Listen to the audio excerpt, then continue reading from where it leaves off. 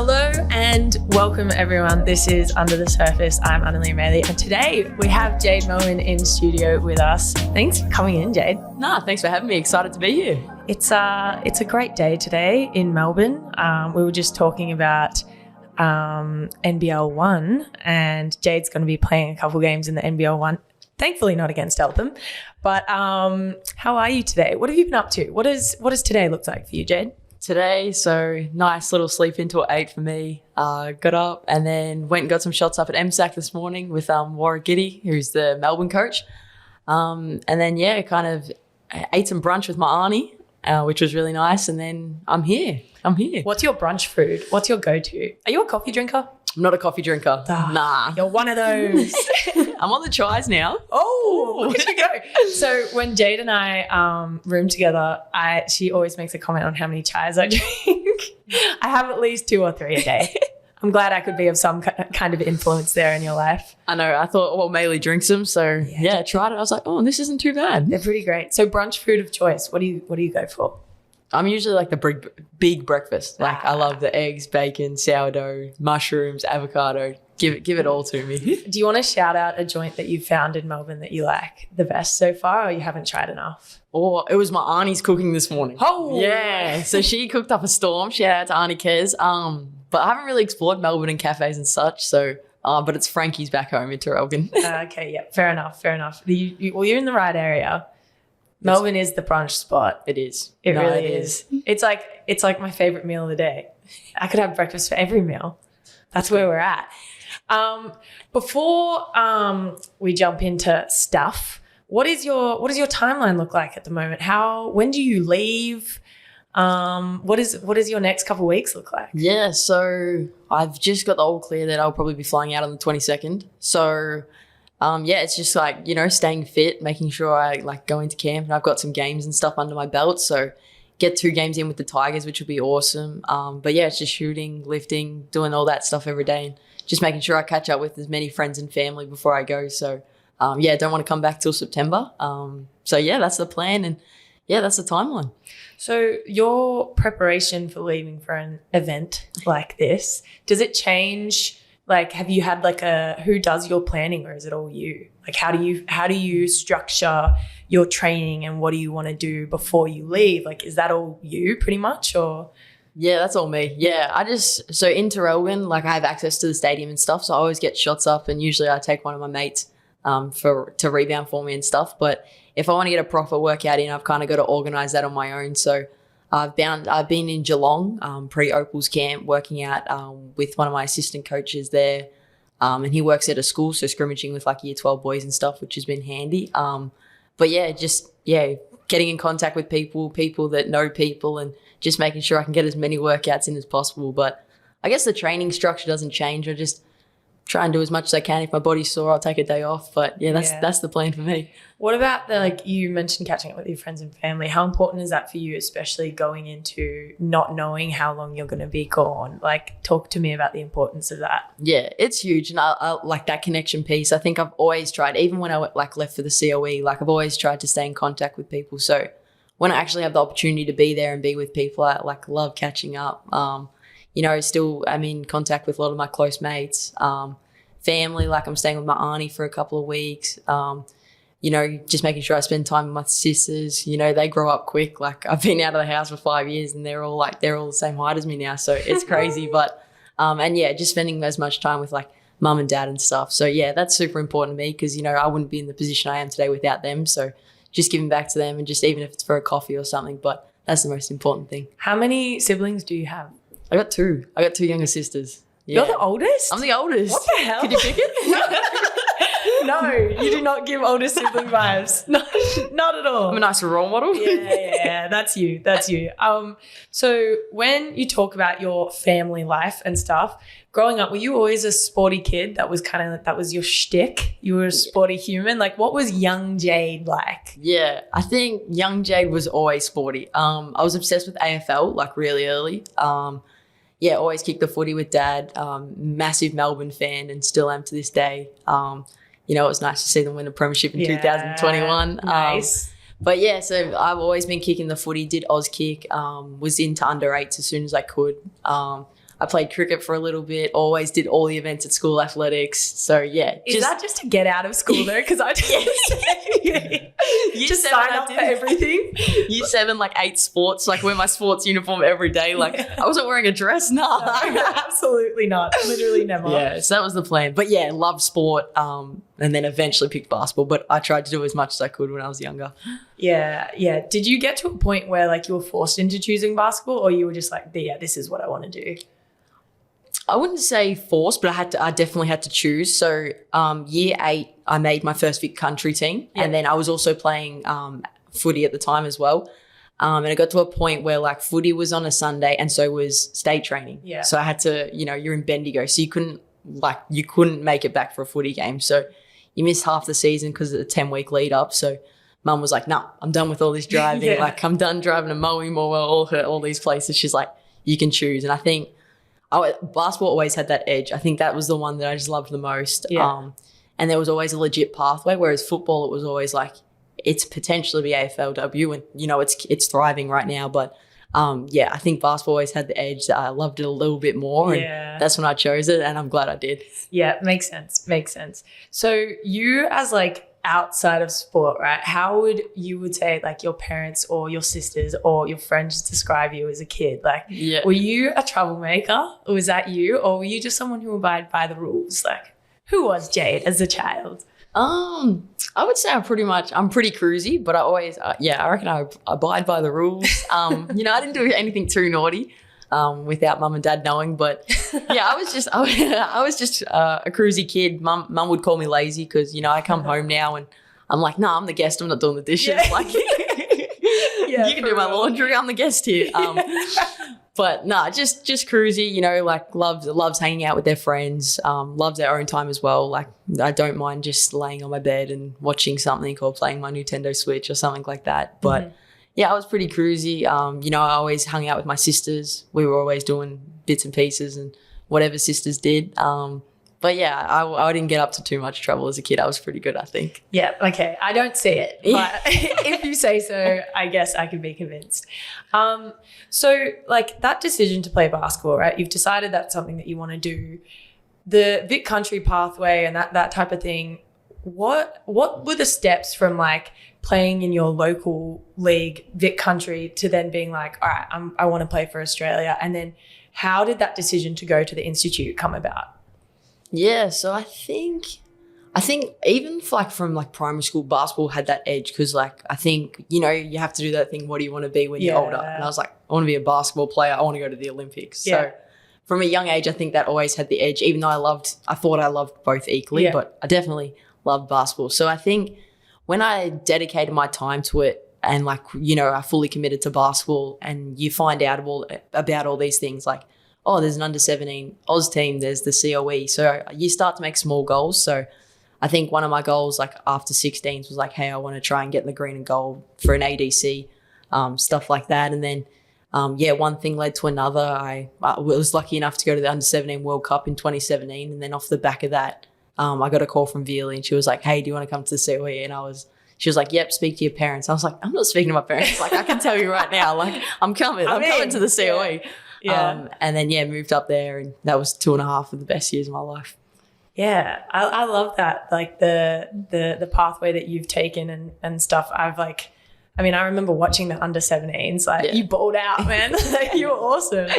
How was that feeling of first putting on the green and gold for you? And did you have that retrospective moment where you were like, oh, this was my first goal? Or from there, because I feel like as athletes, sometimes for me, it's I made my first Oz team and then it was all right, next one and the next one and the next one. Did you have that moment where you looked back and you're like, oh, wow, this is pretty great? Or you were so caught up in your motivation and it kind of rolled from there?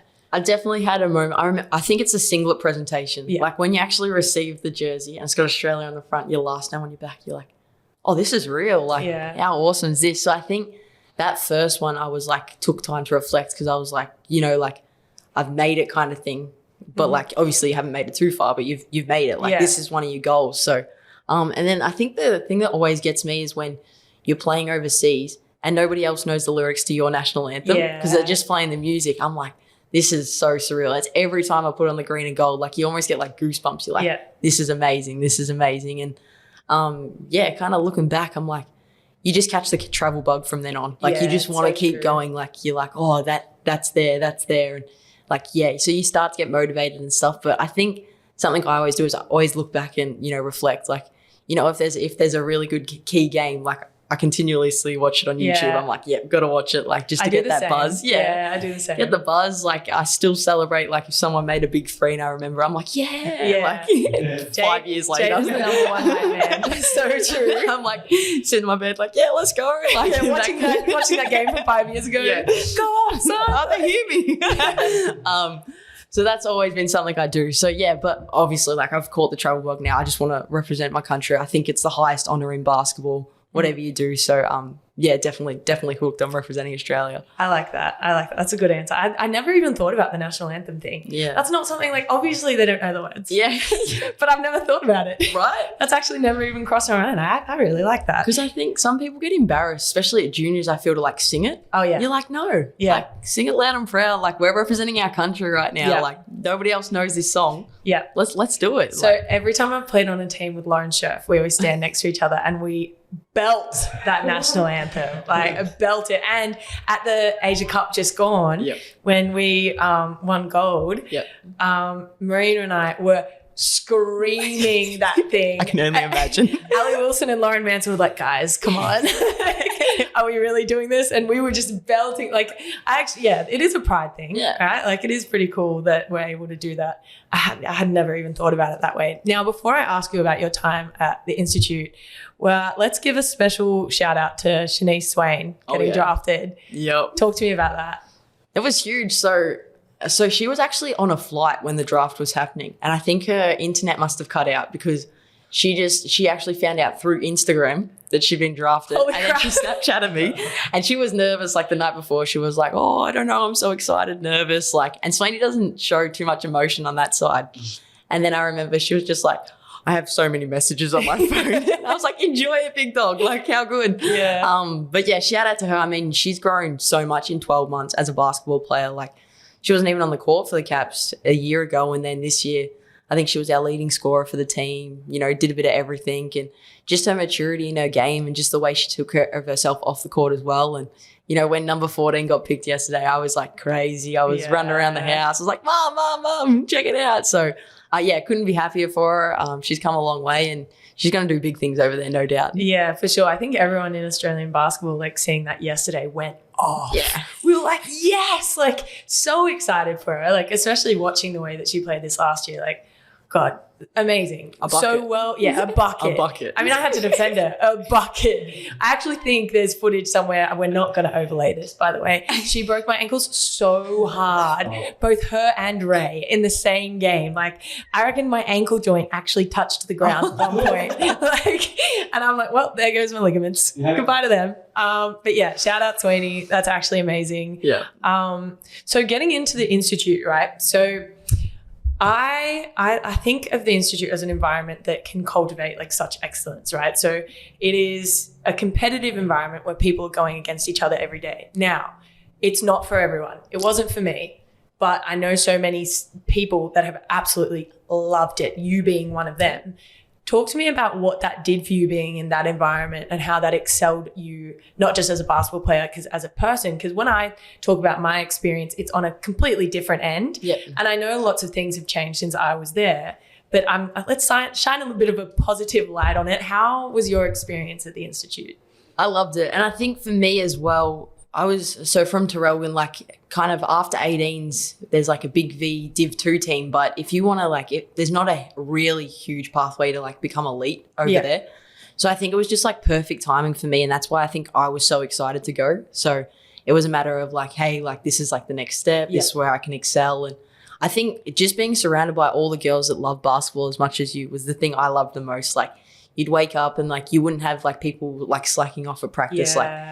Our coaches would never have to coach energy. And that's the thing I love because like I obviously play with a lot of energy. So when people are like matching me, I'm like, oh, well, I need to get better too. Yeah. And it's just an environment that I found myself thriving in. I love that the stadium's open from 6 a.m. to 10 p.m. That's awesome. Like, that's awesome. Saturday nights, like, I was just like, you know, how many shots can I make?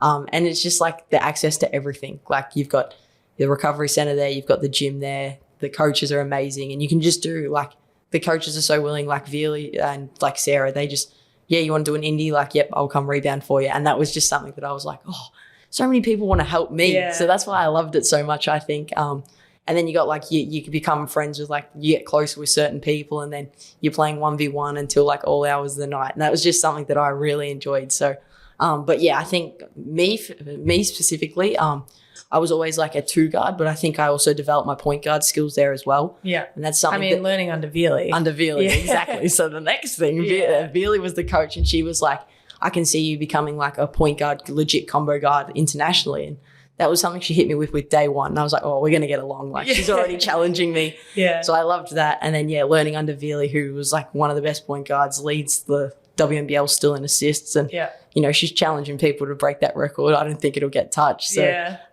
just like my development under her came such a long way. And we have a great relationship. So I think that's why I loved it as well. But yeah, just up there, it's just unbelievable.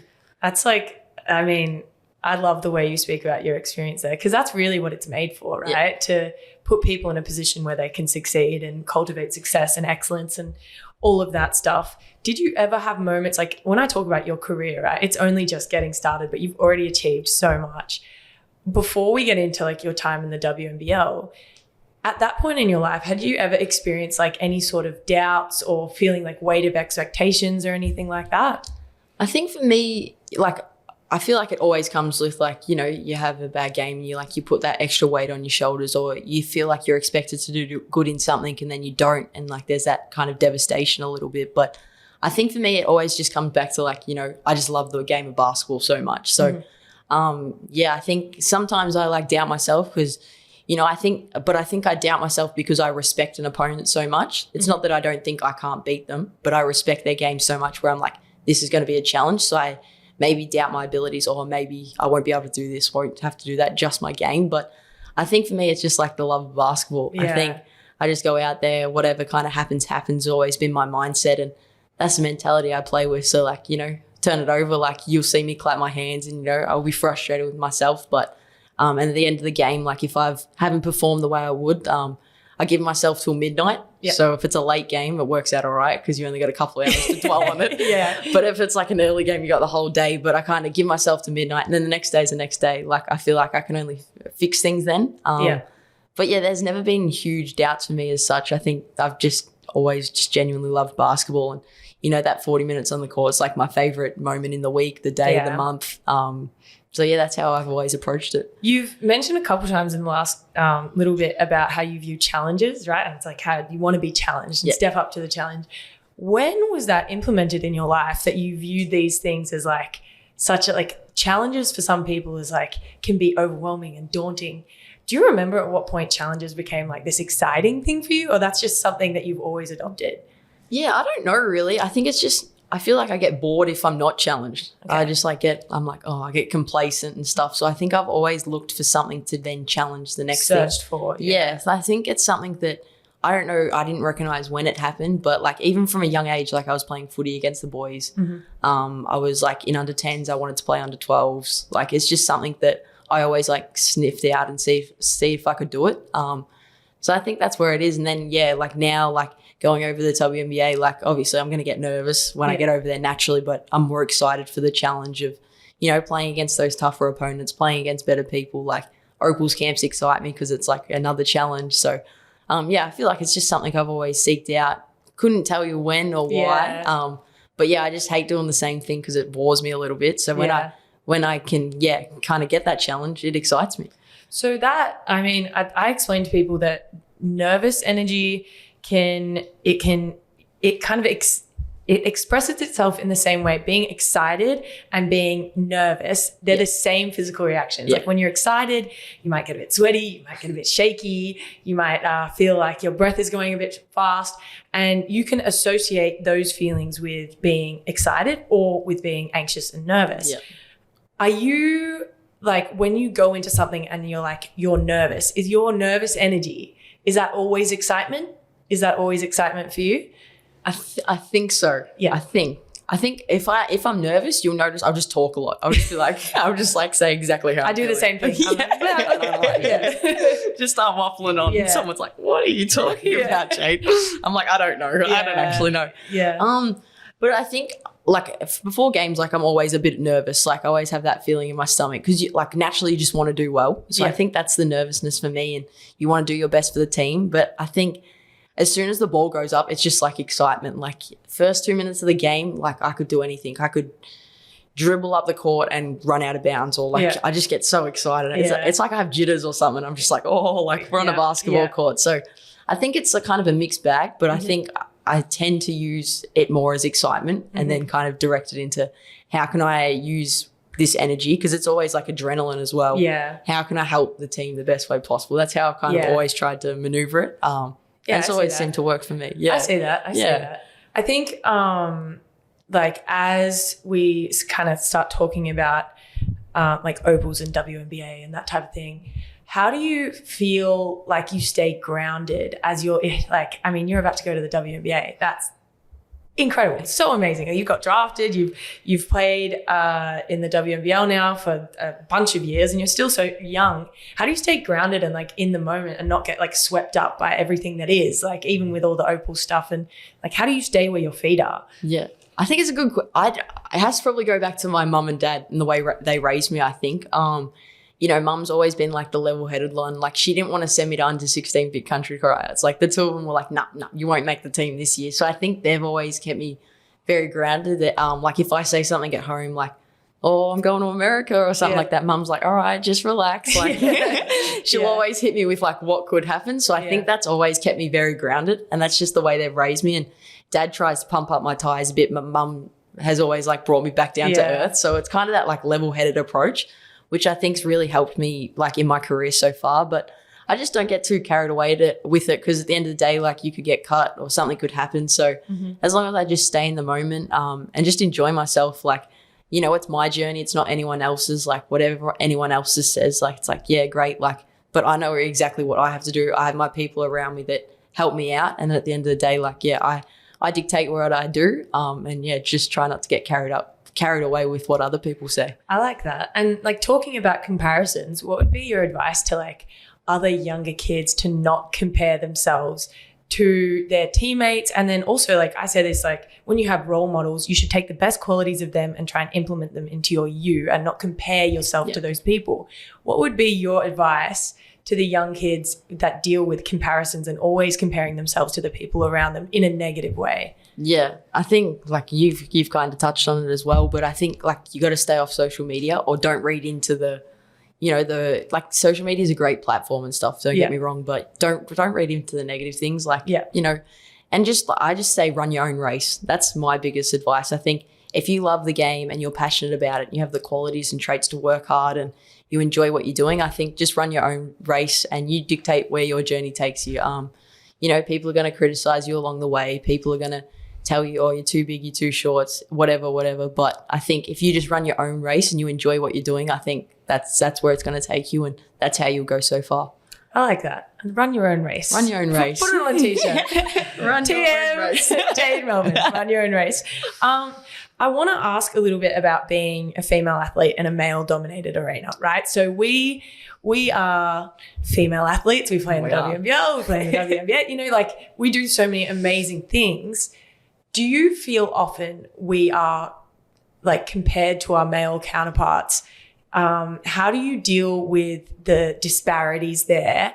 And do you have people kind of like, I mean, for me, I deal with a lot of ridiculous people in my DMs and comments like, oh, go back to the kitchen.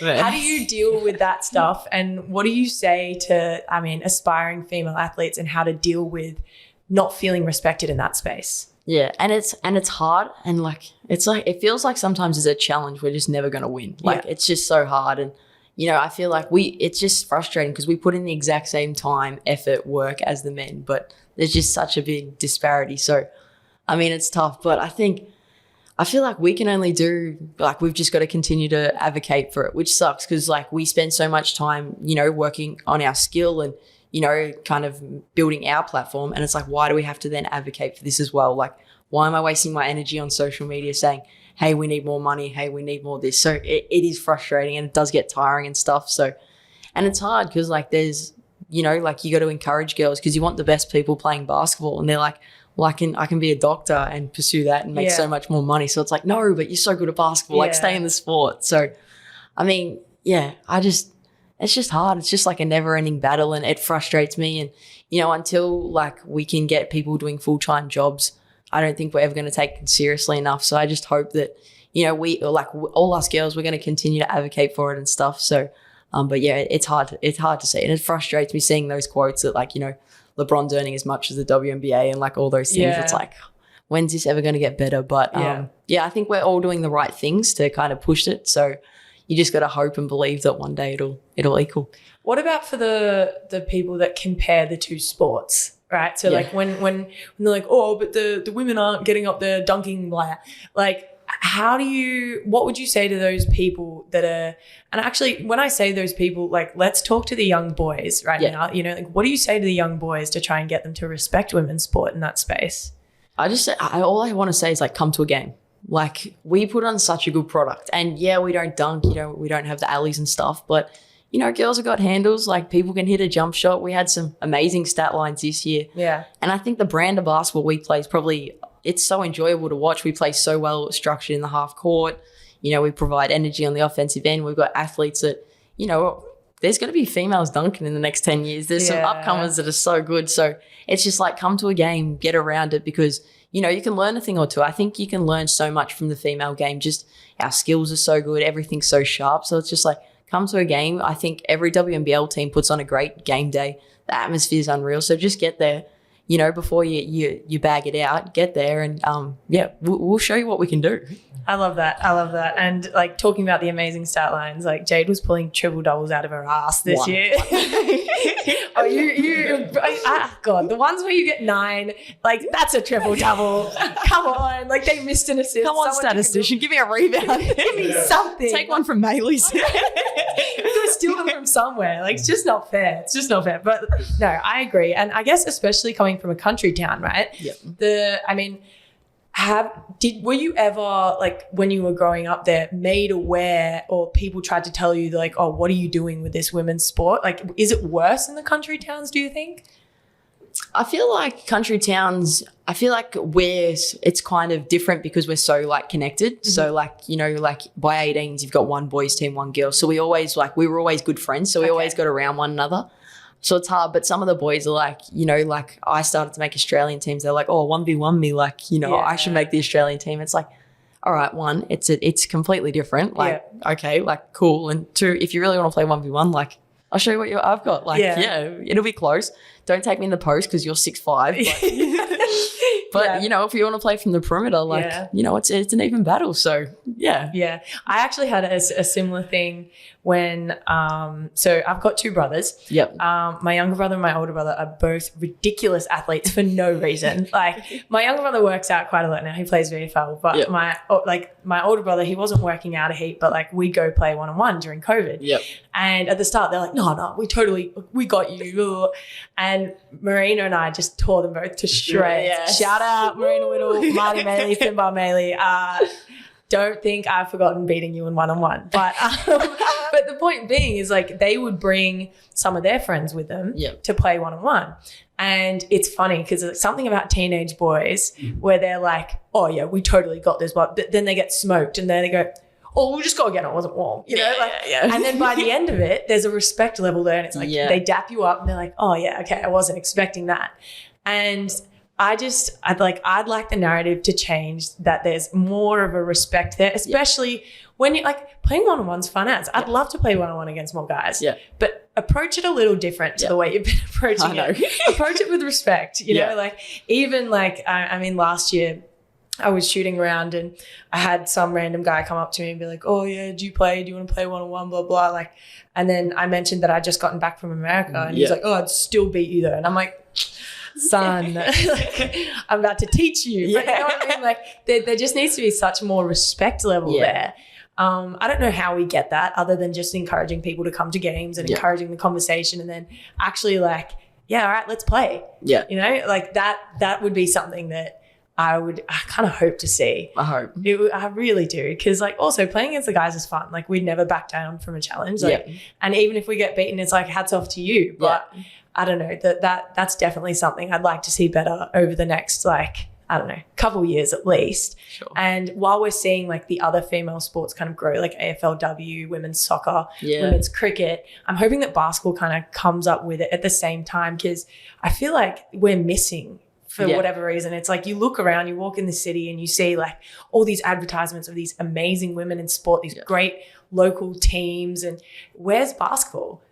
Like we're missing. Where are we at? Where are we? Like it's just, it's crazy. It's something I could talk about for a really long time, but I digress. I want to ask you about motivation and stuff like that. So when you think about, I mean, going over and playing overseas or just getting up to do your day-to-day stuff, what is your core motivation there? Like, yeah, you love the game, but it's 5:36 in the morning. It's cold. What is your motivation to get up and do what you do every day? Yeah, I think it comes back to like, you know, like pure love for the game. But I think as well, like, I just want to be the best version of myself. Like, I just want to be the best Jade Melbourne that there ever was. So that's kind of how it comes back to me. Like, because like I said before, like I like to stay like within myself and like within my circle. So I don't like to, you know, compare myself and obviously there's always someone better than me out there, but I'm not comparing myself to them. So I think it just comes back to like, you know, if I don't do this at 5:30, 6 o'clock, like, am I going to be the best version of myself today? And I think that's just what pushes me, because like it comes back to running my own race, I think. So, it's just like, I just want to be the best version of me. And, you know, I think the only way I'm going to make it to, you know, achieving my goals, which is, you know, to play for Australia at a World Cup at Olympics, you know, to make it WNBA roster and become like a, you know, a staple in my team in Seattle. Like, it's like, I've just got to continue to work hard and stay with myself. So, that's how it's kind of always been for me. There's not something that pops out as like a motivation as such. It's just, every day I'm quite self-motivated, and I just want to be the best version of me. I like that. Yeah. So when you talk about being the best version of yourself, obviously that's not just skills work on the court, right? We talk about like nutrition and physical stuff, and how do you keep your mind where it's supposed to be? Like, how do you keep your brain healthy? And we talk about mental health as being like a, you know, it's not just something you work on when you're not in the right space. Like, basketball is like 90% mental. Yeah. How do you keep your focus? So like, what do you do to train your brain, I guess? Yeah, I don't think there's anything specific. Specific.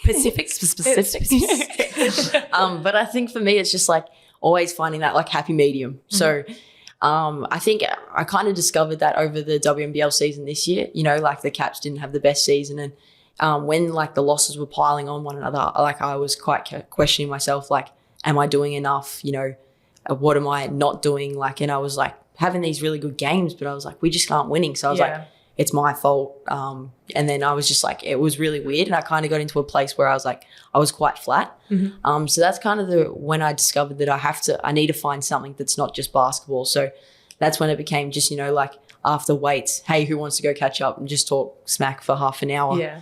Finding that medium, you know, like, hey, I'm not actually going to hang out with anyone today. I need to watch The Office. Like, just like things like that. I need to watch Brooklyn Nine-Nine. Yeah. Like, Nine-Nine? Yeah.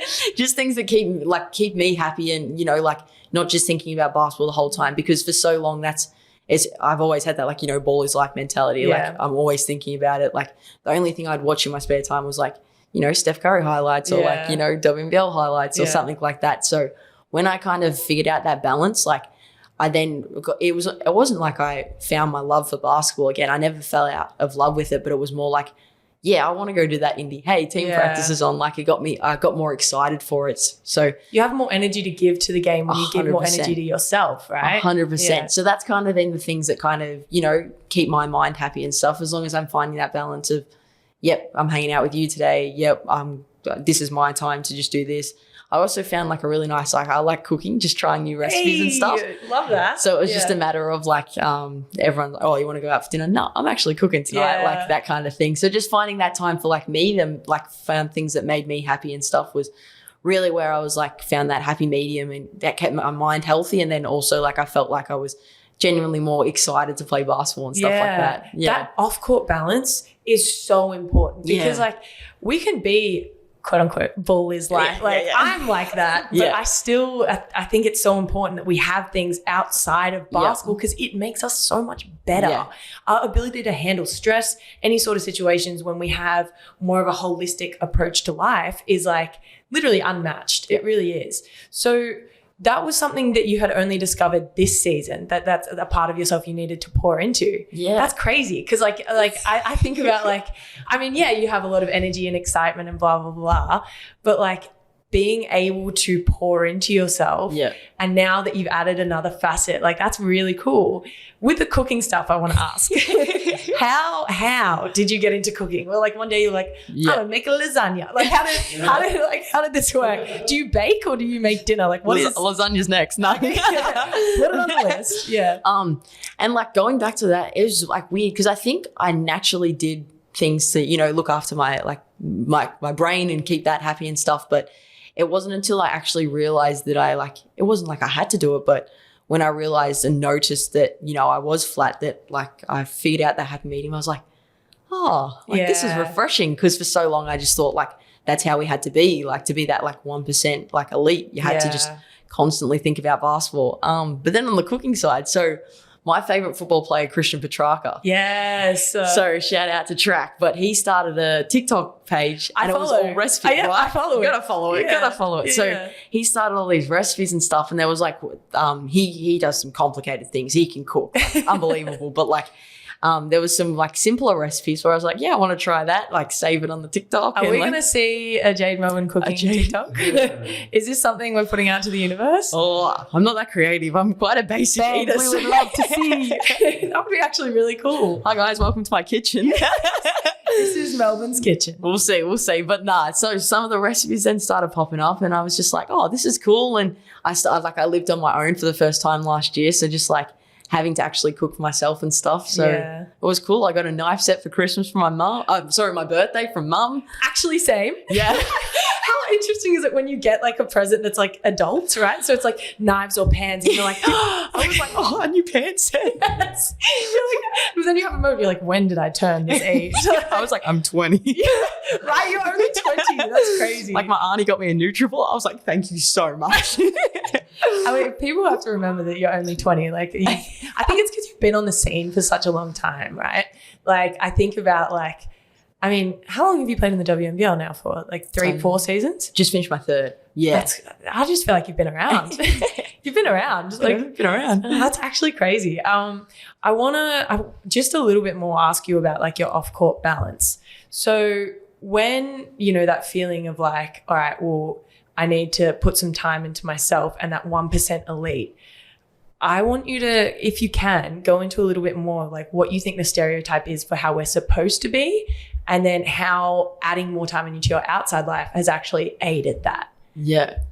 I think the stereotype is like, I feel like you've just got to, it's like we are made to just think about basketball the whole time. Like, and then you get people that's like, hey, you got to watch this film. You got to write these notes. When you get home from training, do your notebook and stuff. But I think when it doesn't become like this whole big, I just live inside a basketball. Yeah. Like I live inside it. Like, and when you can like, I feel like it all comes down to like planning and stuff as well. Like if you can start to organize yourself where it's like get home from practice and say you need to write some notes down or watch something, like if you can block that and then you can block that time to just do that. Like I think, I don't know, I feel like for me, maybe it's got to be like 70-30 just because I'm obsessed at the end of the day. Like, same. We're obsessed and I feel like it could even push up to 75. But I think that like that time you do dedicate it, so whether it's 30%, 25%, like you have to, you know, you have to make the most of that time. And I think you can because, you know, if you finish, eat your dinner by 6:30, like you can chill before bed and, but you just have to dedicate those things to like what makes you happy. I feel like that helped me so much because when you're just living inside this basketball world, like it's all great and stuff, but you can just like burn yourself out. And like, that's the last thing you want to do, like fall out of love with the game. Everything feels like an effort. You're like, oh, hopefully I'm sick tomorrow morning so I don't have to go to team practice. Like that's like one of the worst feelings. And like, I've got to that like at some stage, and that's just like not a place I want to hang out in. So like when I started dedicating my time like to that, and like it's almost like, oh, I have to go to practice. And then like you finish that and it's like, how good is this? So when you've got that like appreciation because you dedicate time to doing other things that you enjoy and make you happy, I think that's when you've got that really happy medium, and then you can make the most of your on-court stuff.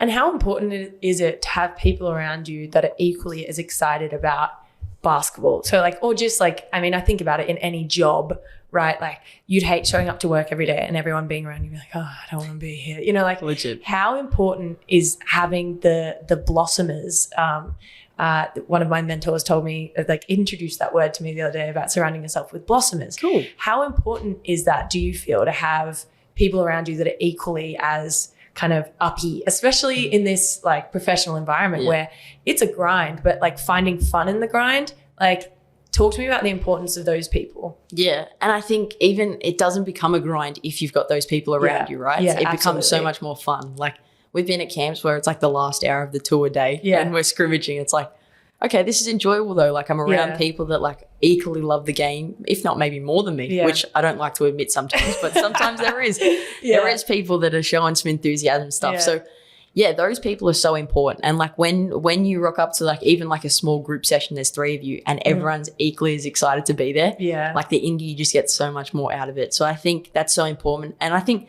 sometimes you have to understand like people aren't going to bring as much energy as long as they're not draining the energy out of me. Yeah. Like you can hang out with me. Like if you're excited to be there, you want to work out, you're going to push yourself, you're going to push me, and we're all going to make each other better.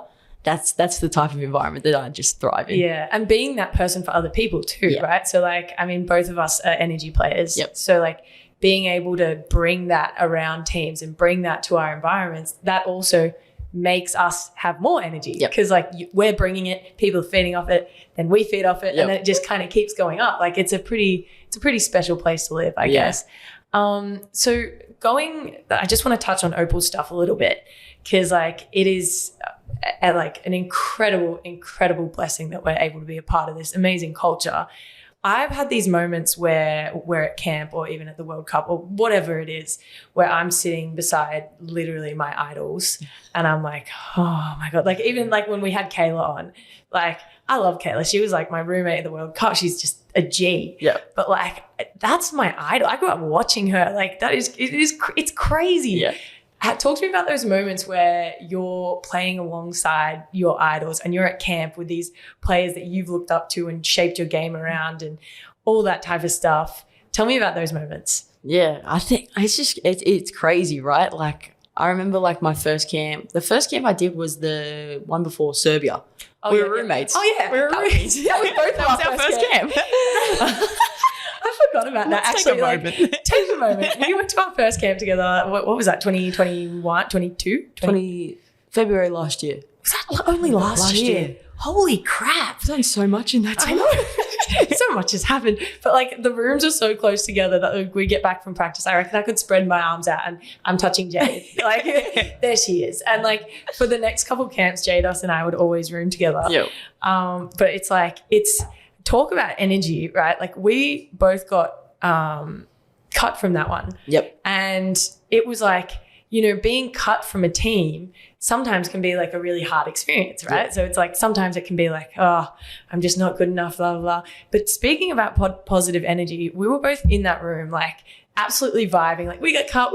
Like what a cool experience. And like just felt like kids in a candy shop. Yeah. And like having Jade have the same energy as me in that space made getting cut a positive experience. Yeah. I don't know. It was like, you know, we walked away from that and we were like, oh, well, that's how I felt about camp. Like, oh, what about this? What about that? And it was like, it was such a vibe, like just to be around someone, especially when you're getting cut from a team that is equally just as like, grateful. Yeah. And not saying we weren't disappointed or unmotivated, but we were grateful, and that motivated us more. Like that, speaking to my previous point, that is the energy, being around other people, that makes those things easier. Because again, being cut can be hard. But anyway, I digress because that's fun. Yes. So ovals stuff, being around your idols. Continue. Yeah. I feel like the first time you get there, you're like, oh, act cool.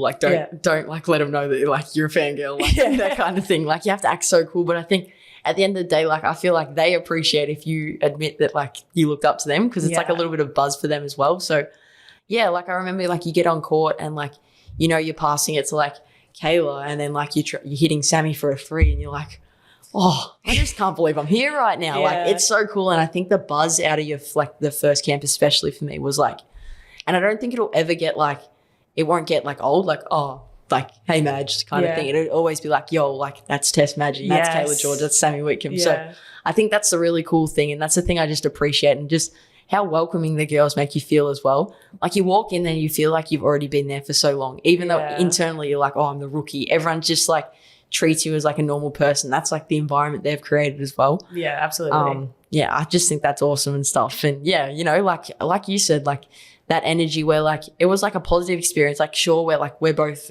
you know, ultra competitive. So at the end of the day, we were like, oh, like it would have been nice. But at the end of the day, it's like, hey, I know what I have to work on now. I have great people around me that, you know, it doesn't feel that bad that I've been cut. And I'll just make sure I try and make the next one. Like it was cool.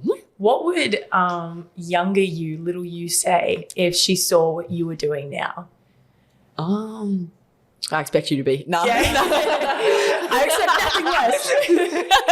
This is what I want. Yeah. I think younger Jade would be pretty stoked with where she's at. I think I think younger Jado too, like she had a bowl cut. So like I think I've always run my own race. Like just going back to that, I feel like a motivational speaker or something. I like it. Yeah.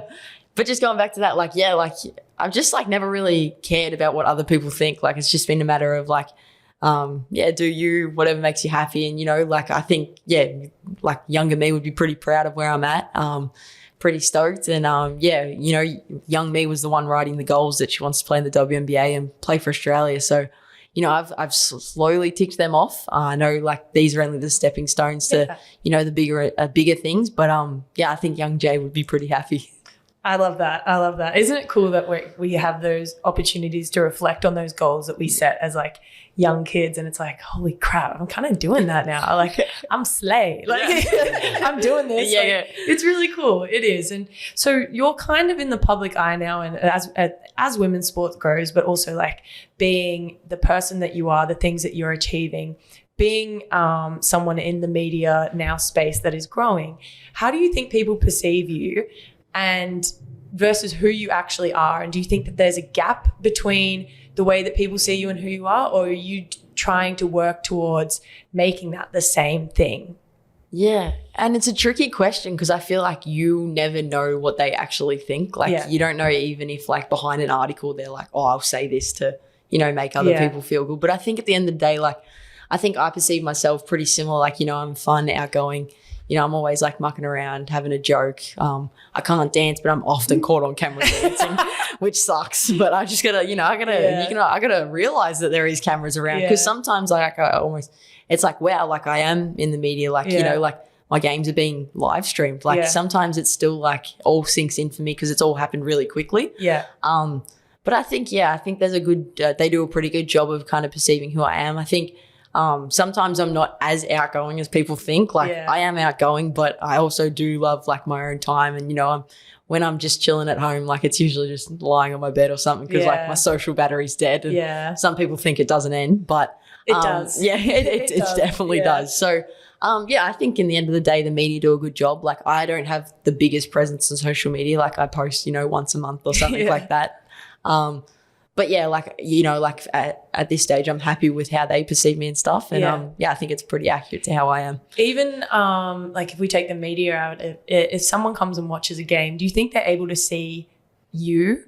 Like you think you show and kind of you let people in to say, hey, this is me. This is the way I play basketball. This is the way I interact with people. Do people get to see you in that light, or do they get to see Showtime Jade? I think, from WNBA, maybe 19 of the 21 games they watched through, they wouldn't have seen who I was. Yeah. Because maybe I was arguing with the refs. Anyway, I digress. But I think the way I interact with people even on court, if one of my teammates has just pulled off a big move, before they've even shot the three, I'm running back. Yeah. So I think I bring that fun aspect where I play, and every now and again I interact with someone in the crowd that's said something funny, and I'll laugh, and I'm still a human on the court. Even though I do have a bit of white line fever and I get super competitive, but I think if you come and watch me play, you'll see the fun aspect. I like to throw a no-look pass and look at my bench for the reaction. Just Jade talks shit, guys. She talks some shit. She really does. Literally, we'll be playing defense on each other, or something will be about to happen. I think don't go in the post. Don't go in the post. Don't go in the post. No, I was guarding Ray or something like that, or I can't actually remember. But you were on the sideline guarding someone else, and you actually looked at me and you said, "You said something like, oh, you can't stay in front of her." And I was like, "Good luck staying in front of her." I was like, shut up. I wasn't as quick on my feet to come up with a comment. I think it's just a friends where I'm just I love it. I remember at one stage I was guarding Kayla and I was when she had me on the block, I was like, this is going to end badly, but I might as well have a joke out of it kind of thing. It's great. Your shit talking is fantastic. It is. I think I would say from an outsider's perspective, you go and watch Jade play or you see Jade at a practice, that's Jade. Yeah. You're not you're like that, it's not just a different version of you. Obviously there's other facets, but one of the closest people I would say to say, when I ask that question, how do you think people see you versus who you actually are? I think you present who you are. Yeah. I don't think there's other versions of you that people meet. We just meet Jade and it's Jade, Moving on to some of the fan questions. Oh, no. So some of them we've actually answered already. So let's go with, how was your time in Ballarat? You visited my school and you blocked me. Did I? Did you block a child? I don't think I blocked kids. I didn't think anyway.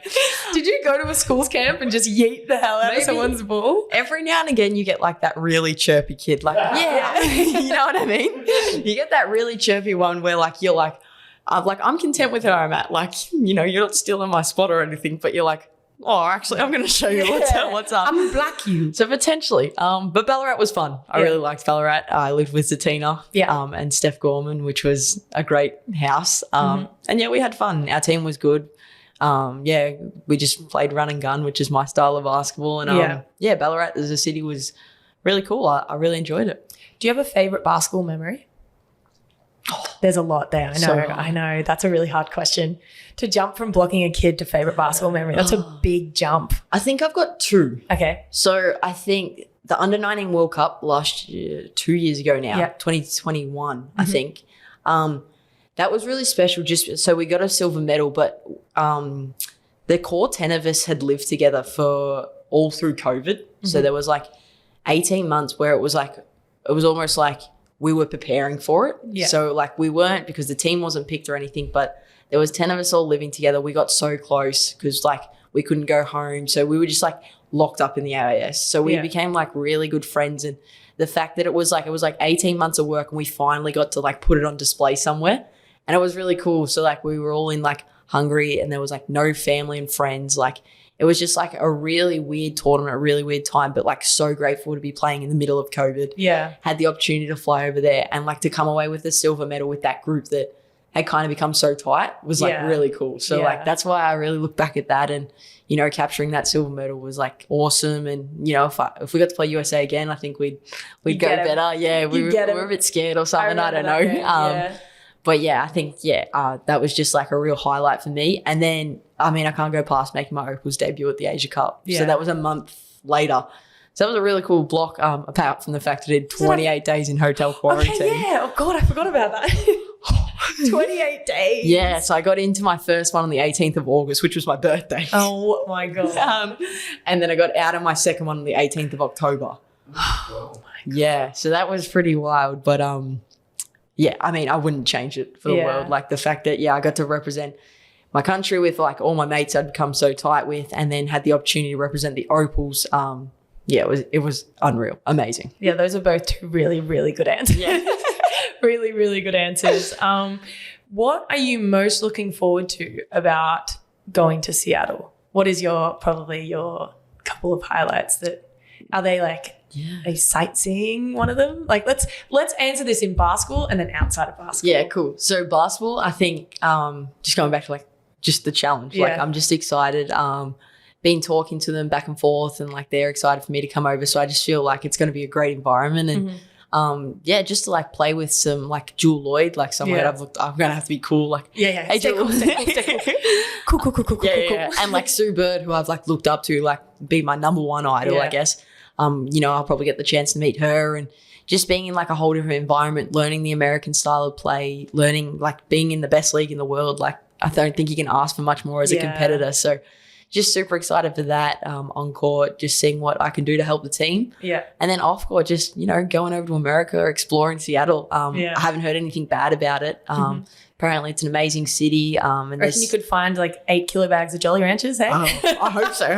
That's the first thing I'll buy when I jump off the plane. Literally, actually, Jade, every time we've gone to America, she hoards Jolly Ranchers. Hoards. I've never seen someone with so many Jolly Ranchers in their bag in their return flight. Tell us the Jolly Rancher story, actually. There's 2. Yeah, give us both. All right, so the first one, I went over there to Chicago for a BWB camp, which was sick, in conjunction with All-Star Weekend. And on the way back, I had like 4 kilos of Jolly Ranchers in my backpack. Anyway, I still had a roll of tape in my backpack. So when it's gone through security, they've like the tape was at the bottom of my bag. So next minute, they're like, "Can we see your bag?" And I was like, "There's nothing in here." But I had to pull out every individual bag of Jolly Ranchers. It was like, what? It was like shame. And I think it was like all the 500-gram bags. So there was like 8 of them. I was like, and like someone behind me was like, "Damn, you like your candy." And then the second one, like I always pride myself on like, being under the limit. Like, and then it was the last day in New York and there was like, I found this shop that had it. So I was like, I'll figure out how much room I've got in my bag and how much. Anyway, like some were for my sisters, not many, but there was some for my sisters.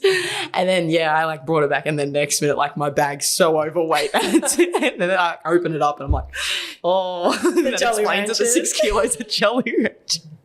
That's going to be your next problem. Call your ex in Seattle. Yeah. Like you're going to have to get an extra bag just for the Jolly Rancher suitcase.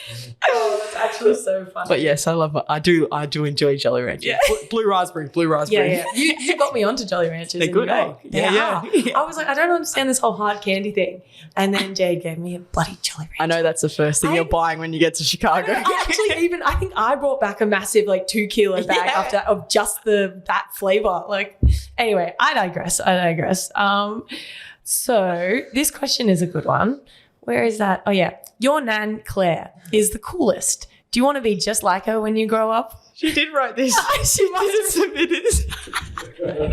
So this is from your nan. Shout out your nan. So nan, yeah, shout out to Nanny Claire. She's the best. But she actually kind of essentially got me into basketball, which is a weird story. Yeah. So she brought me she always brought us a cool present for Christmas. Like one year it was a trampoline. The year before it was like a swing set, like always a cool gift. Anyway, this year I think I was 5 and she brought me the basketball hoop. So that was how I fell in love with it. I was outside in the hoop. So she got me a ball and a hoop and outside all the time shooting hoops in this hoop that Nan had got me. And that was how Mum was like, hey, I need to get in contact with someone that knows basketball. She got me into a team because like Mum and Dad didn't play. She got me into a team and then, that's how it kind of took off. So I guess shout out to Nan. Shout out Nan. You're pretty cool. I'd love to be like you when I'm older. She's a trooper. Yeah, that's a great question. I didn't even ask you how you got into basketball. How did I skip over that part? Jeez. Shout out Nan. Love that. Okay, so you've answered a lot of these. This is just like a little compliment. This was supposed to be a question, but anyway, can't wait. Just love Jade. Just tell her that I love watching her pocket rocket. So there's a little compliment for you, pocket rocket. Thank you. There's a lot of questions about the high bun, low bun thing, but I think we've covered that. You do what you want to do. If anyone, like the biggest event in basketball this year was Jade Melbourne wearing a high bun, and I didn't know that you didn't know how to do it, and so it was Beck Pizzy that was doing your high bun. So in my head, right, so Jade wore a high bun and then the game got close and it looked like it got close and you transitioned back to the low bun. Really, it just fell out and you didn't know how to put it back up. That is the best story ever. That is my favorite thing. So embarrassing. I think you should just call it the Showtime bun, because I think what happened was shit was getting real and you're like, nah, bring her back. Here she comes back. It went into overtime and I was like, nah, stop mucking around, Jade. Jade, keep it serious. Keep it serious. The last question I will ask. So growing up, who would you say your biggest idol was? I think growing up, like I always wanted to be like my mum and dad. Yeah. I think they were like my idols, and just like in life, I think they kill it. So, like want to be like them.